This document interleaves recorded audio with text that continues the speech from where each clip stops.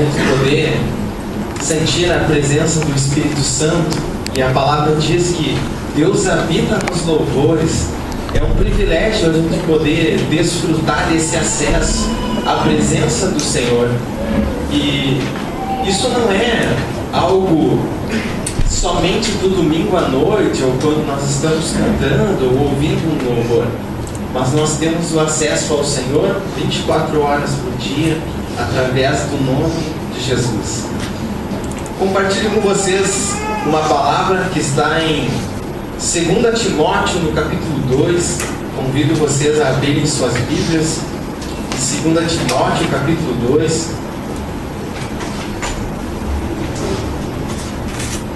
Nós vamos ler 2 versículos.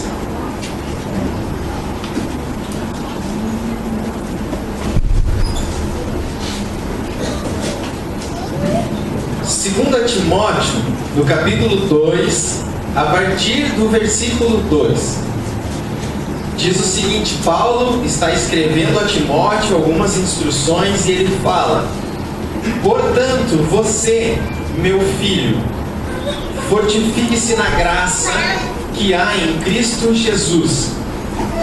E as palavras que me ouviu dizer na presença de muitas testemunhas, confie-as a homens fiéis que sejam também capazes de ensinar outros.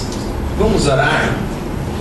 Pai, nesse momento entrego a minha vida, Deus, no teu altar, por meio da tua misericórdia, Senhor, e te peço a graça, a paz e a condição, Senhor, a capacitação do alto para ser um instrumento de bênção, Senhor, nessa noite.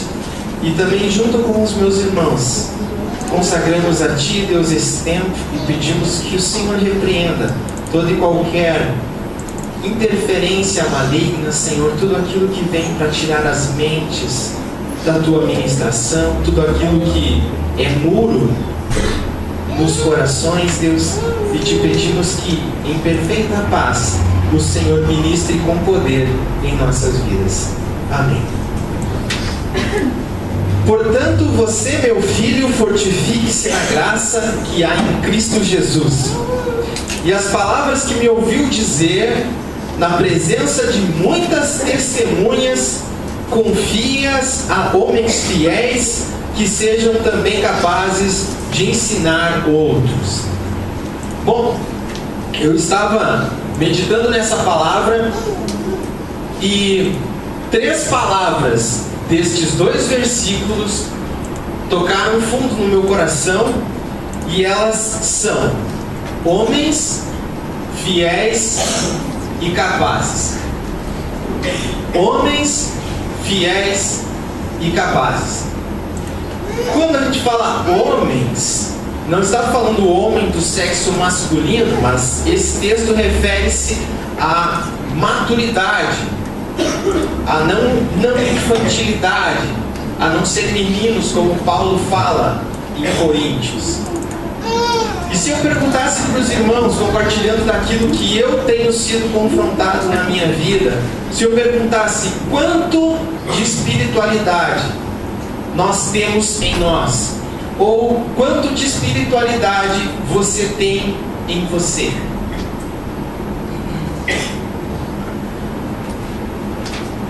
Se eu fosse dar um título para essa mensagem, eu diria o seguinte: para ser um servo do Deus que é. Para ser um servo do Deus que é. Quando fala em homens, nessa primeira palavra, ou uma mulher, eu vejo o seguinte: que para ser um servo do Deus que é necessário ser maduro. Para você ser um servo, uma serva de Deus, é necessário você ser maduro. E isso tem algumas implicações.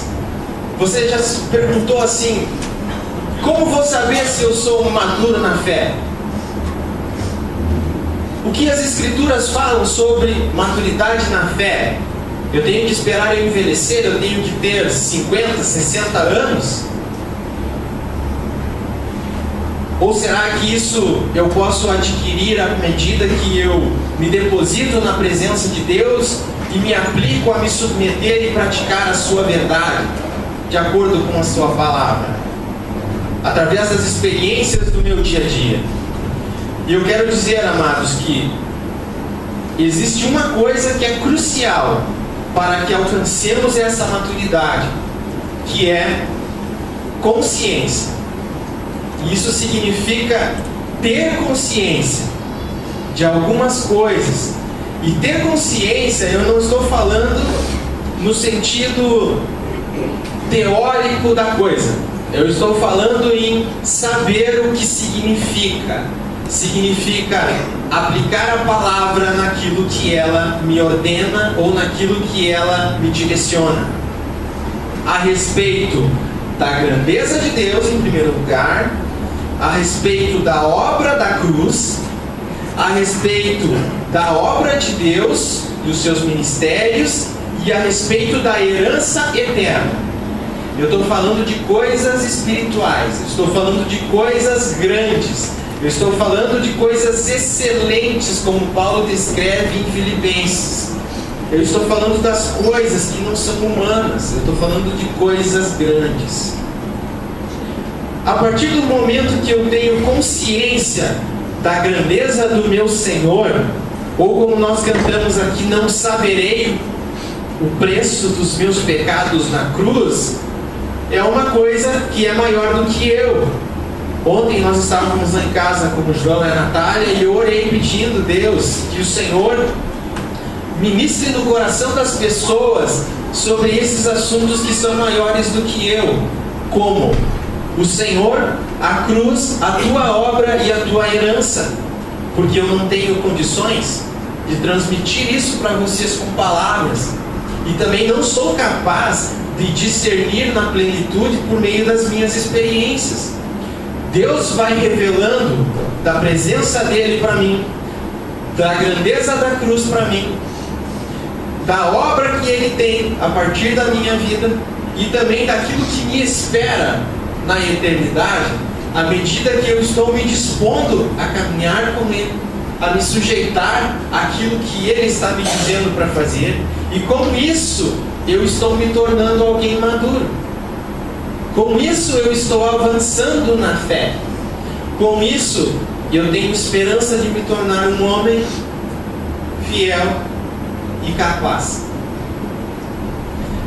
Eu não sou um ser perfeito, eu tenho minhas misérias, como todas as pessoas, mas eu estou tentando, porque a Bíblia me diz que esse é o caminho que eu devo trilhar em Jesus Cristo. E para me tornar um servo do Deus que é, ou um servo com excelência, eu estou buscando essa maturidade. E a Bíblia nos mostra exemplos de maturidade. Eu gostaria de citar somente 3 dos milhares que temos na palavra. E eu quero citar Abraão com Isaac em Gênesis 22, quando Abraão, por volta dos seus 100 anos de idade, após o seu filho da promessa nascer, e ele não era um neném, ele já era um adolescente, Deus disse: sacrifica-o para mim, e provou o coração de Abraão. Eu falo para vocês que quando o Estevão esteve na CTI, e eu estava para ministrar o louvor aqui, e havia um risco dele, antes disso, porque foi antes do parto, havia uma notícia de que ambos poderiam falecer e eu sair sozinho do hospital. E eu estava na escala para o domingo e eu pensei, a primeira coisa que eu me lembrei foi desse texto aqui. Aí depois eu fiquei pensando, puxa, né? Eu ia vir de qualquer forma. Foi dolorido, uma experiência única na minha vida. E daí eu pensei assim, Abraão, tal, que nem a história de Abraão. Daí eu fiquei pensando, não tem nada a ver com a história de Abraão. Primeiro porque eu sou bem mais jovem que Abraão. Eu poderia, na pior ou na melhor das hipóteses, depois do pior, eu poderia me casar de novo ou ter outro filho. Abraão tinha 100 anos, Sara idosa. Isaac era o filho da promessa pelo qual Abraão já estava obedecendo a Deus por um tempo, peregrinando na terra. E outra, ele tinha convivido com seu filho até a sua juventude. O Estevão está conosco faz um pouco mais de 1 ano e meio. E parece que ele sempre fez parte daquilo ali, da nossa família. A gente não consegue ver mais como é que é a vida sem ele. Eu fico pensando como um homem, como Abraão, com essa idade, com esse temor, cortou a lenha, como fala o texto, colocou sobre os ombros do seu filho jovem e disse: vamos adorar o Senhor. Ele não disse: vamos para o sacrifício, vamos adorar o Senhor. Eu fico, na verdade, assim, eu não sei nem explicar, é um temor, é uma incompreensão de eu não sei como ele foi capaz de ser maduro a esse ponto, de entender que o Deus Altíssimo era digno da adoração dele, independente se pediu, se tirou, se não deu o filho que ele tanto esperava. Você tem ideia do que é isso? Isso é ser maduro na fé. Esse homem tinha consciência da grandeza de Deus, embora Cristo ainda não tivesse vindo, né? Mas ele tinha consciência da grandeza da obra de Deus e da herança que Deus havia prometido para ele. Davi é outro exemplo de maturidade, e mais uma vez estava implicando um filho. Davi adorou a Deus após a morte do seu filho com Batseba. Em 2 Samuel 12:20, está escrito que depois que morreu a criança, depois da notícia, Davi tirou as vestes de luto, se arrumou, se perfumou e foi para a presença do Senhor e o adorou. Ele entendeu que mesmo naquela circunstância, e olha que ele era o rei de Israel, a vontade dele prevalecia, mas mesmo contrário à sua vontade, mesmo ele jejuando e orando 7 dias, Deus disse: não, Davi, não vai ser assim. E esse homem, com consciência e maturidade, ele levanta dali, se arruma e ele vai para o templo e ele adora o Senhor por quem ele é. Senhor, tu és digno. Para ser um servo do Deus que é necessário ser maduro. E outro exemplo de maturidade, e eu não poderia deixar de citar, que vem a falar sobre filho sacrificado, é Jesus Cristo na cruz, em Lucas 22:42, quando ele diz: Senhor, afasta de mim esse cálice, se possível afasta de mim esse cálice, mas não seja como eu quero, mas sim como tu queres. E ele se sujeita em obediência. E isso é a maturidade de alguém que conhece o Pai, que sabe a grandeza da obra ou da sua obra, que se propõe a sua missão e daquilo que é a herança, aquilo que Deus preparou para aqueles que aguardam na fé em Jesus. Então eu vejo o seguinte: às vezes a gente fica com dores porque algumas coisas não são como nós queremos, ou porque ainda padecemos na nossa humanidade coisas que esperamos uma solução em Deus, mas ainda não alcançamos. Eu vou dizer para vocês que o próprio Deus entregou o seu filho. Às vezes eu me questionava assim: por que Deus pediu essa prova para Abraão? Por que Deus não, né, se Davi era um homem segundo o seu coração, que ele não considerou então um arrependimento e tal? A palavra toda faz um pré-anúncio, uma menção ao sacrifício da cruz, e Deus, no seu amor ágape, ou ainda no Patmos, pasmem alguns, foi tomado de amor pela minha vida e a sua, e sacrificou o seu único filho, para que todo aquele que nele crê não pereça, mas tenha a vida eterna. É o que diz a palavra de Deus. Diante de todos esses exemplos, a gente começa a ter uma ideia do que a palavra revela acerca da grandeza de Deus e das suas coisas eternas. Mas ainda nós estamos aqui, eu estou aqui, você está aí, e nós continuamos sendo seres humanos e com um desafio de sermos maduros, ou essa palavra que nos confronta a isso. Mas se eu perguntar o que pode impedir você ou eu de alcançarmos essa maturidade, você já parou para pensar? Eu fiz uma pergunta: se você, ou melhor, quanto de espiritualidade você tem em você ou em nós? Se eu perguntasse hoje, tem alguma coisa que te impede de você ser maduro? Ou o que você acha que tem te impedido de avançar na obra de Deus? Eu quero dizer para vocês 3 coisas dentro disso.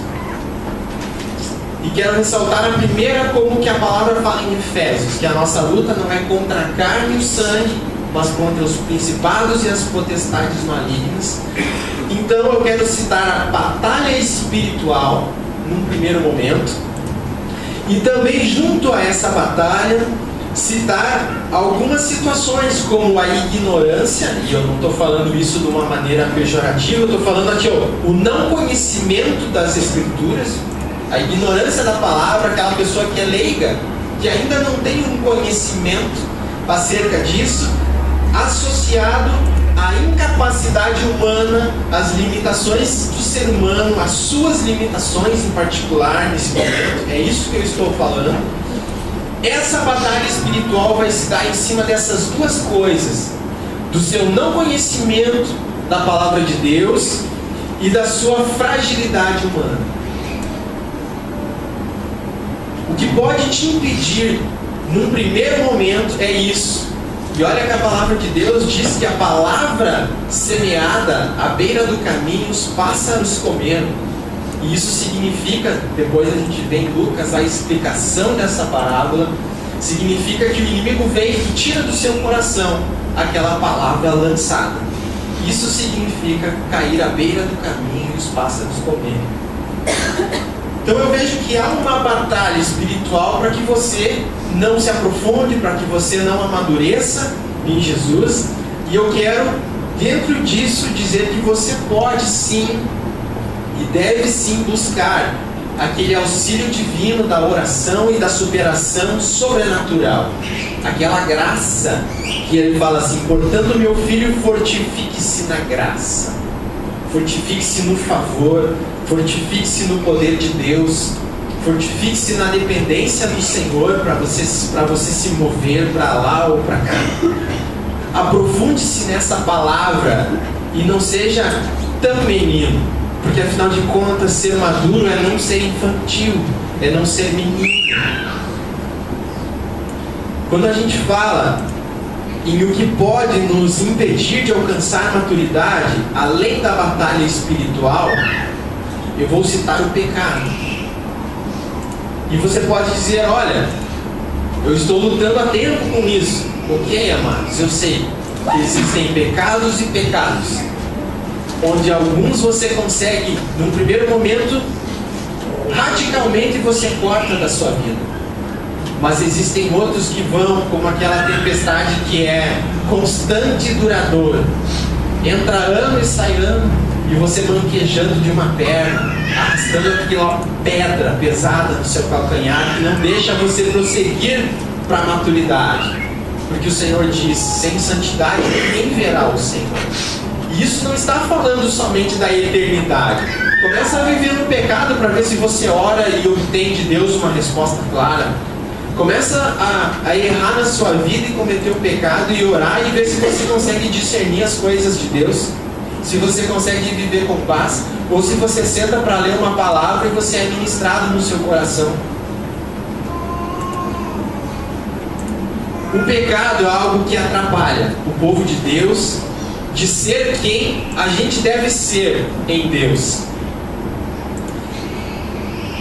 A batalha espiritual, o pecado, que pode ser vencido no poder de Deus, e também a vontade própria. Essas 3 coisas eu deixo para os irmãos aqui que Deus ministrou na minha vida, podem sim interferir na nossa maturidade, no nosso alcance da maturidade. E vontade própria, eu diria que é a principal a principal adversária dos crentes, dos cristãos, que já não são aquele primeiro caso, dos ignorantes com relação à sua palavra. A vontade própria é aquela ardilosa e sutil armadilha, onde os crentes que conhecem essa palavra começam a se acomodar, começam a priorizar coisas que não são as eternas, como a presença, estar na presença de Deus, como meditar sobre a grandeza da cruz. Tem gente que até esqueceu da grandeza da cruz. Começa a caminhar com Deus, é aquele fogo, aquela coisa, aleluia, glória a Deus, minha vida é transformada. E com o passar do tempo, a vontade própria vai fazendo você se concentrar na sua carreira, você em primeira mão ter você mesmo, a sua filosofia de vida, sei lá o que. Mas a vontade própria é aquilo que os discípulos falaram em Mateus 19. Nós deixamos tudo para seguir-te. E isso, quando se fala, eu fico pensando com que autoridade os discípulos falaram isso. De alguém que realmente abdicou de tudo para seguir a Cristo. Não sei se eu sou digno de dizer uma frase dessas. Só sei que isso é um desafio para a minha vida, tanto quanto para dos irmãos. Para ser um servo do Deus que é, me tornar um homem maduro. E isso implica em tudo isso que falamos. Uma criança, quando ela vai se vacinar, ela faz um estardalhaço, porque ela não enxerga o benefício, ela só sabe que vai sentir a dor da agulha. Fomos cortar o cabelo do Estevão ontem, e ele não, muito menos, né? Ele chorou mais do que quando ele tomou a vacina. E aí você vê a diferença de um menino, de uma criança, de alguém que não tem maturidade, e de alguém, um homem como Abraão, como Davi, como Jesus. Alguém que eu e você devemos ser. Mas enfim, ser maduro era o primeiro tópico. E a outra palavra é ser fiel. Desses exemplos acima, nós poderíamos citar Abraão também como um exemplo de fidelidade, Davi também, Jesus também. Mas o que significa ser fiel? Se eu perguntar, você é fiel? Vocês acham que eu sou fiel? Eu tento ser. Nem sempre. Oi? De forma absoluta ninguém, né? Mas eu tento ser. E olha que tentando ser, eu tomo meus puxões de orelha, me envergonho muitas vezes. Quantas vezes eu subi aqui, se fosse no Antigo Testamento, vocês teriam que me puxar pela corda. Mas eu tento ser. E ser fiel significa integridade de vida quando posto à prova. Integridade de vida quando posto à prova. Ainda que em situações onde ninguém veja, ainda que seja só você no seu íntimo, no escuro ainda mais, se manter fiel. A pessoa que não tem consciência e que não é maduro dificilmente será fiel, porque as circunstâncias vão tratá-la de corromper a sua jornada. Ser fiel significa também ter consciência dessas 4 coisas que falamos antes, mas de pagar o preço, ainda que lhe custe a vida, para não pecar contra o Senhor. Isso significa ser fiel. Ser fiel são aqueles meninos que são espancados até a morte pelo Estado Islâmico e não negam o nome de Jesus. Isso é ser fiel. Não é vir à igreja domingo e não carregar a Bíblia durante a semana porque temos vergonha.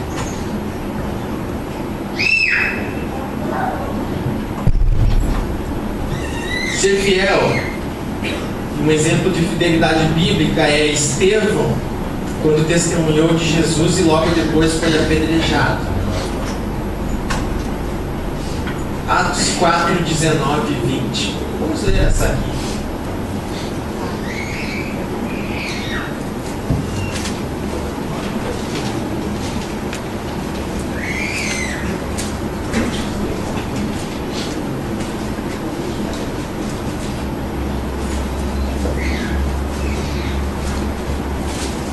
Desculpe, Atos 7:51.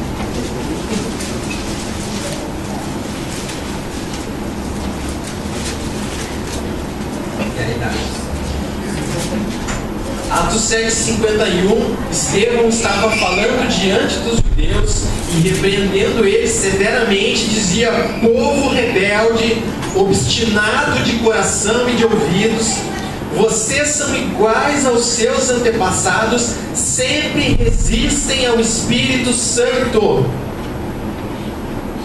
E aí o texto continua, e depois ele é condenado, sentenciado, apedrejado, e Paulo que escreveu o texto a Timóteo, que nós acabamos de ler antes, no início, Saulo consentia porque ele ainda não havia se convertido. Não é uma ironia isso? E Deus transforma Saulo em Paulo e um homem maduro a ponto de escrever o que nós estamos pregando.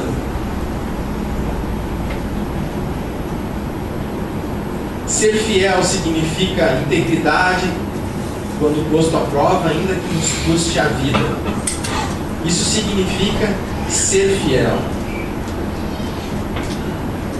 Antes de falar do outro exemplo de fidelidade, eu queria dizer para vocês que tem uma frase nesse texto que me chama muita atenção, que é quando Estevão diz assim, sempre resistem ao Espírito Santo. Quando você vem à igreja e ainda que você não tenha entregue sua vida para Jesus, o Espírito Santo sonda você e você sente a presença de Deus. Não é verdade? Ele quebranta o nosso coração até o dia de nos dar um entendimento dos nossos pecados e da obra de Cristo na cruz.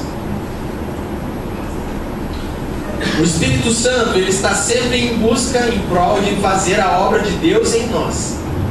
Mas há pessoas que resistem ao Espírito Santo. E o tema do nosso ano fala que é para ampliarmos nossa tenda em Deus, mas tem algo que diz ali, não o impeças.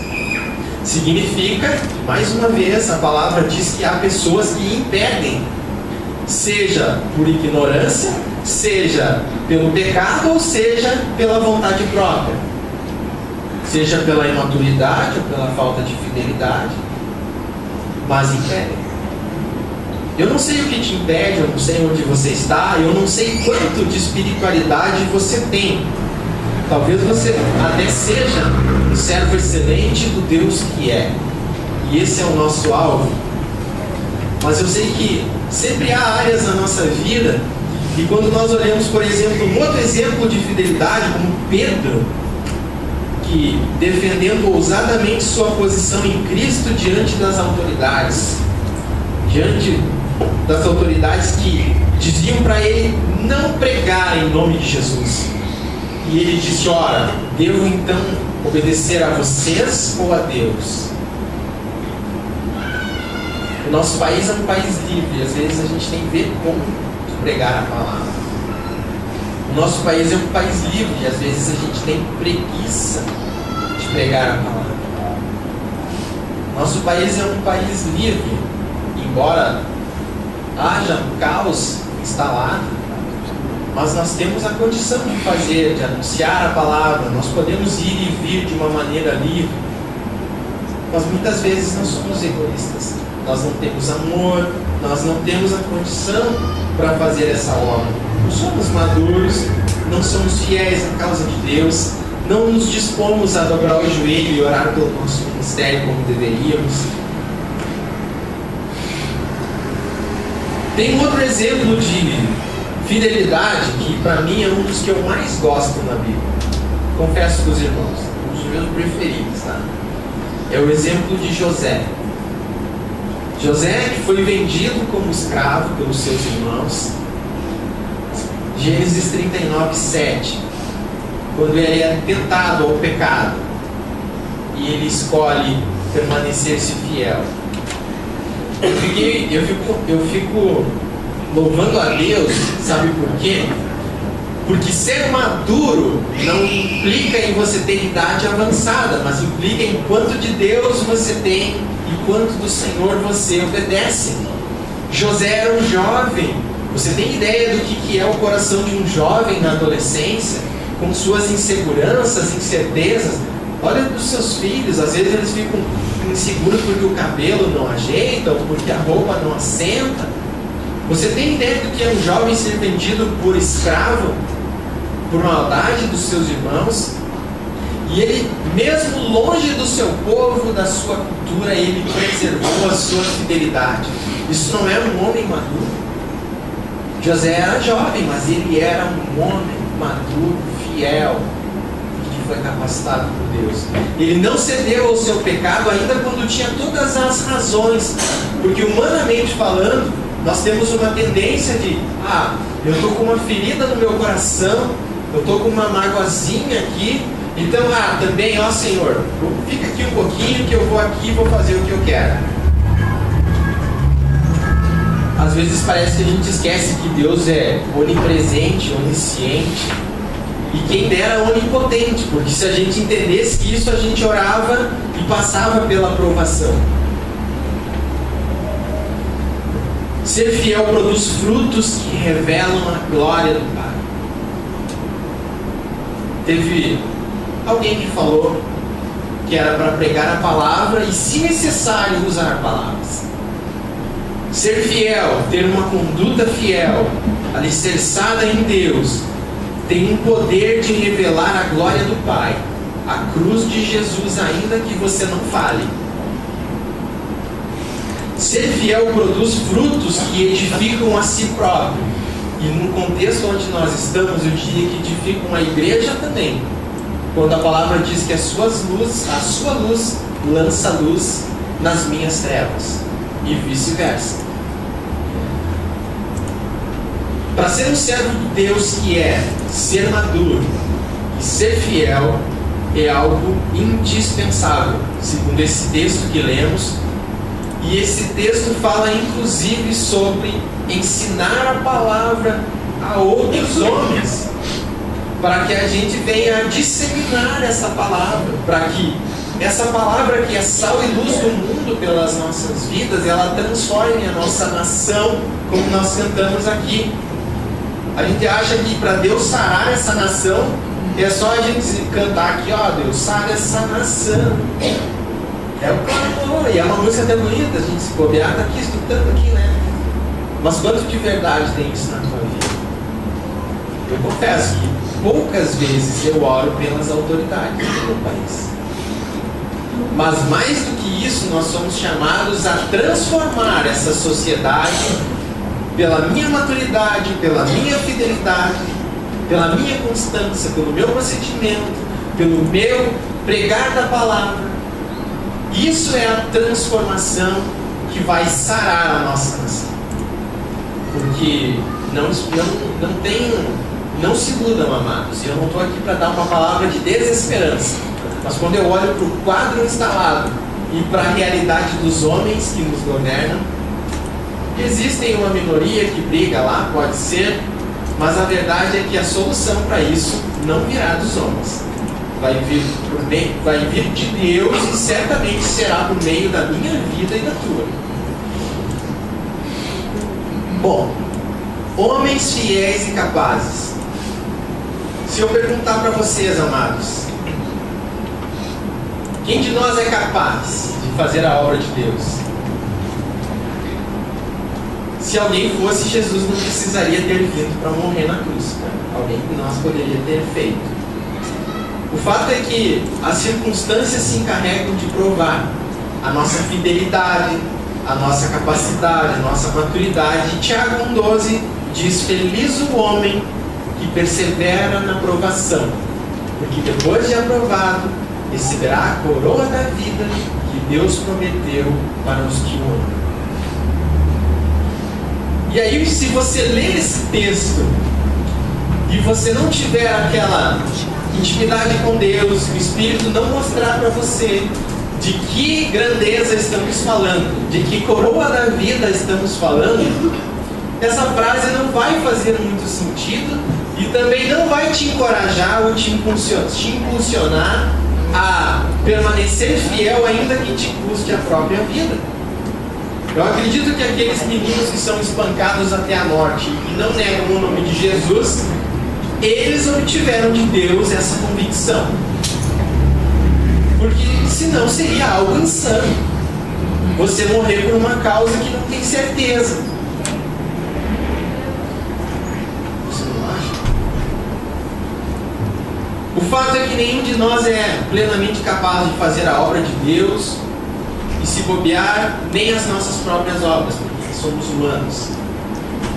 Mas ser capaz significa ter a condição para tal, capacidade para tal, para conseguir realizar tal obra.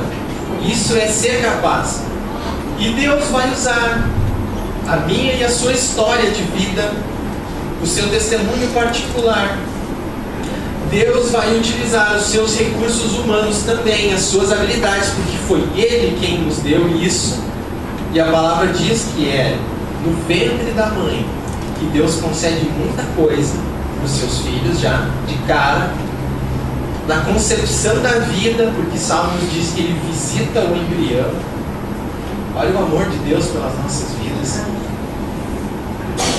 E Ele coloca habilidades, recursos, Ele coloca uma motivação particular em você, uma inteligência em você, para usar isso também no reino dele. Mas paralelo a isso existe algo que não é seu, e que não é meu, e que não é humano, mas é o que a Bíblia fala em capacitação divina, é o que vai ser falado no IBD que eu vi ali, sobre dons espirituais, sobre a sabedoria que vem do alto, sobre a unção, que é a condição, a capacidade de Deus para você realizar uma obra, algo que o homem não pode fazer por si próprio. Isso significa ser capaz. Jesus era o próprio Deus encarnado. E sendo homem, a palavra de Deus diz que um anjo o fortalecia, porque tamanho era a luta espiritual, a opressão, e o quanto a carne dele, por ele estar nessa terra numa condição humana, influenciavam a sua jornada.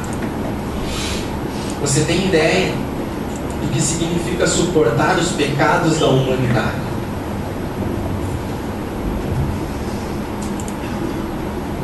Somente por força maior, por força do Espírito Santo, nós conseguimos concluir nossas jornadas.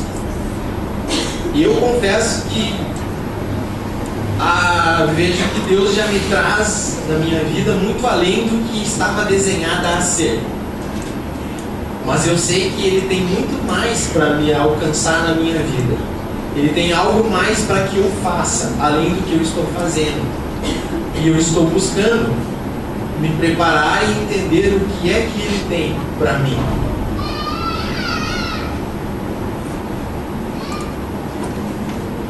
Quanto de espiritualidade você tem em você? A gente tem que ter uma ministração para a gente encerrar aqui.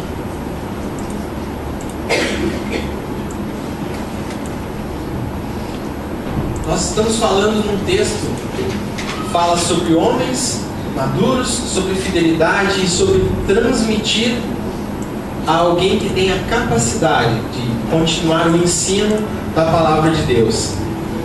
E você vê que coisa, né? Nós estamos numa igreja que tem uma visão de ir e fazer discípulos. Uma igreja de ser a agência do reino de Deus na terra. Que missão linda que nos foi dada. Você é chamado para a cruz como eu. Você é chamado para a sua jornada assim como eu. Eu não sei qual é a sua, eu não sei o que Deus tem para você, para o seu ministério. E Deus vai usar o seu perfil. Seja você mais introvertido, seja você mais expressivo, seja você uma pessoa com muitas limitações. O braço de Deus não está encolhido. E do trono de Deus jorram rios de água viva. Não somente para a cura das nossas almas, mas também para o transbordar de uma graça que transforma, que sara a nação. O transformar da graça que forma discípulos pelo seu proceder. Eu não sei quanto de espiritualidade você tem em você, mas Deus, Ele tem o pleno poder para fazer de nós homens e mulheres maduros, maduras, fiéis e capazes. O que a gente tem a fazer é não impedir. Não impedir. Porque a obra de Deus é a sua vontade. Às vezes, esses dias eu almocei com um irmão na outra cidade e ele falou assim, que estava escutando uma pregação onde o pregador falou: eu não falo de Jesus porque eu tenho medo de estragar a obra de Deus, porque eu não sou muito bom com as palavras. Mas daí então quer dizer que você se acha tão poderoso, capaz de atrapalhar os planos de Deus, quando a Bíblia diz que nenhum dos planos de Deus pode ser frustrado. A bênção da igreja é isso, amados. Quando a gente anda em unidade, ali o Senhor ordena a bênção. Quando nós somos maduros, fiéis e capazes, nós temos espiritualidade tal ao ponto de convivermos com algumas diferenças para sermos únicos em Deus. E eu desejo que essa seja a nossa oração como corpo, para que nós possamos ser um e abençoar essa cidade, essa nação, nossas famílias. Baixe a tua cabeça, vamos orar. Enquanto somos ministrados por Deus.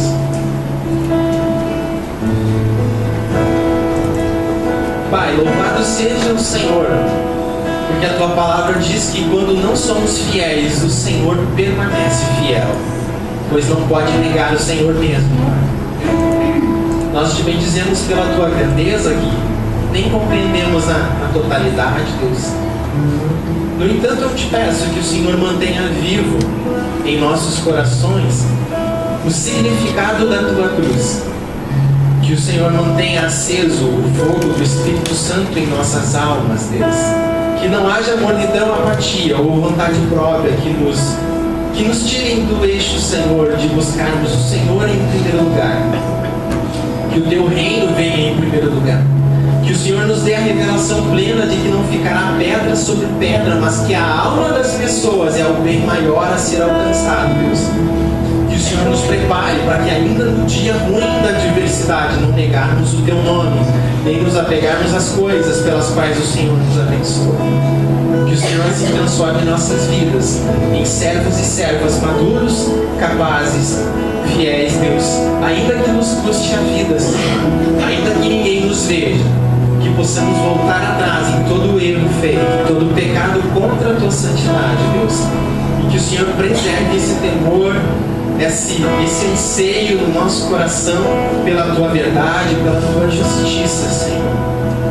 E realiza a tua obra, Senhor, na nossa igreja, nos que amamos, Deus, e que, como exemplo destas pessoas que citamos aqui, Deus amado, como José, Deus amado, que a tua glória seja manifestada pelo nosso proceder, Deus, que não seja a circunstância, que não seja a limitação humana, mas que seja o nosso depositar no teu poder, Deus, que tu podes, para a tua glória, Pai, em nome de Jesus. Amém.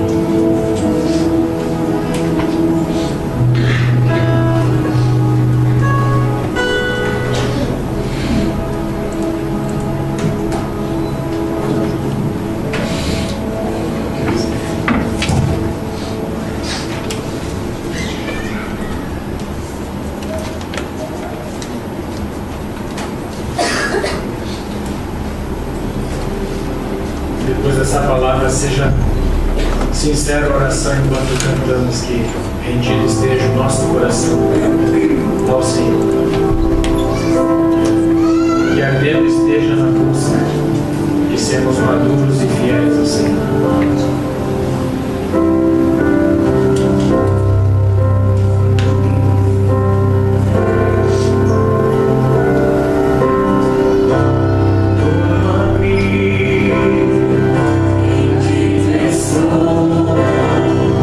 Aos pés da cruz me encontrei.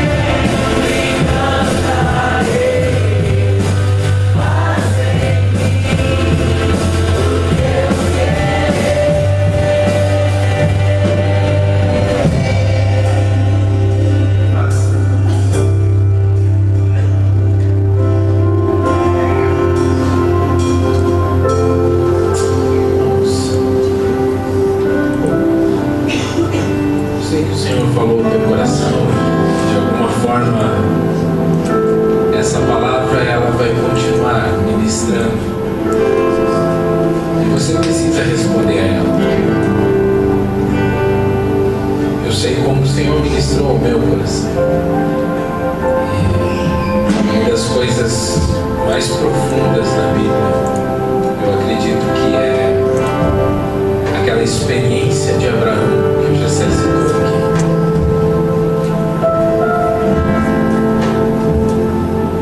Abraão comprou seu filho para entregá-lo, tudo que ele tinha, todo o propósito da sua vida, ele entregaria a Deus, porque ele sabia quem era Deus. Irmãos, à medida que ele olhou ao céu e ele amarrou o seu filho, colocou diante do altar, acima do altar, e ele levantou o punhal para matar a esperança, a promessa que Deus tinha feito para ele. Ele estava dizendo que Deus era poderoso para ressuscitar o seu filho. E eu não sei, irmãos, se alguns de vocês aqui têm tentado manter vivos os seus planos e os seus propósitos que vocês mesmos estabeleceram. Mas eu queria te convidar, através dessa palavra, a meditar de que Deus é poderoso para fazer muito mais do que você tem pensado a respeito de você mesmo. Depois daquela experiência de Abraão, ele disse: aqui vai ser o monte do Senhor proverá.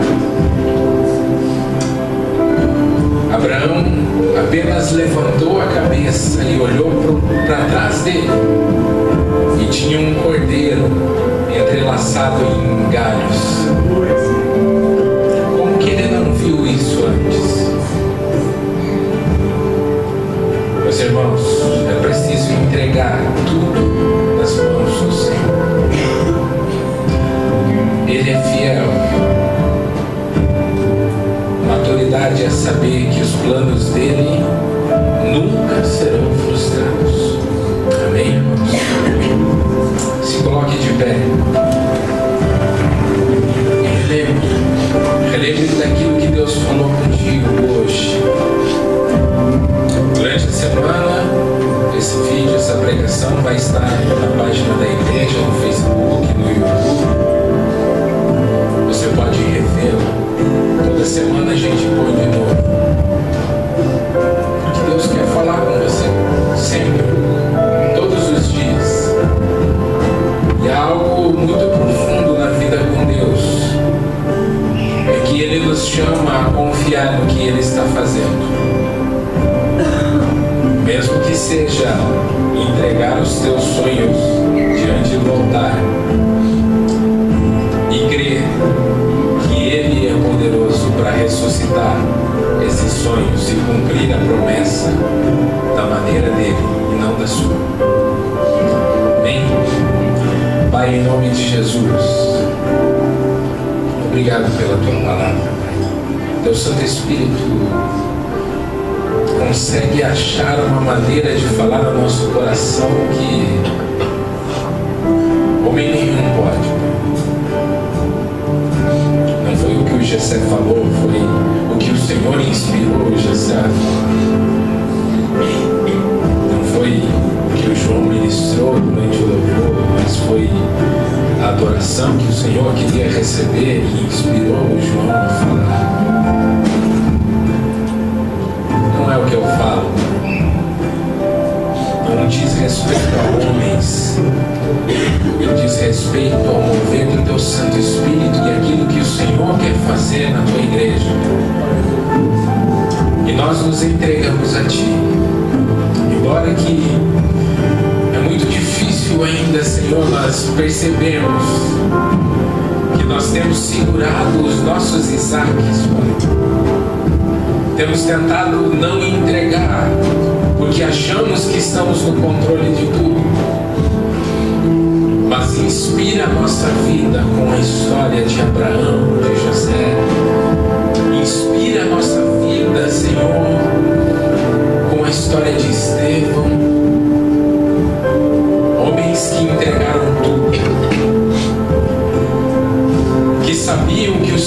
é poderoso para fazer tudo muito mais, mesmo estando em prisões, mesmo sendo idosos que não tinham mais esperança de ter filhos, mesmo sendo apedrejados.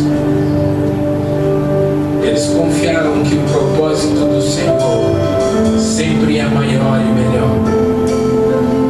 E por isso, Deus, eu peço que sobre a tua igreja o Senhor conceda que o teu Santo Espírito ministre o coração durante essa noite, Pai, nas madrugadas, durante o dia, quando eles forem para o trabalho, Pai, quando as mães ficarem em casa cuidando dos seus filhos, quando as crianças saírem para as escolas ou para brincar com os seus amigos, o Senhor, com teu Santo Espírito, lembre a tua palavra, que traz luz e vida a todos aqueles que se submetem a entregar todas as coisas para o Senhor. Minha oração é que durante essa semana meus irmãos tenham experiências contigo. Meu desejo é que todos nós possamos avançar como igreja, sabendo que nós não estamos indo em nome de homens e nem em nome de nós mesmos, mas nós prosseguimos avançando em direção à cruz de Cristo e em direção ao céu, em o nome bendito de Jesus Cristo, nosso Salvador. É assim que nós podemos orar agradecidos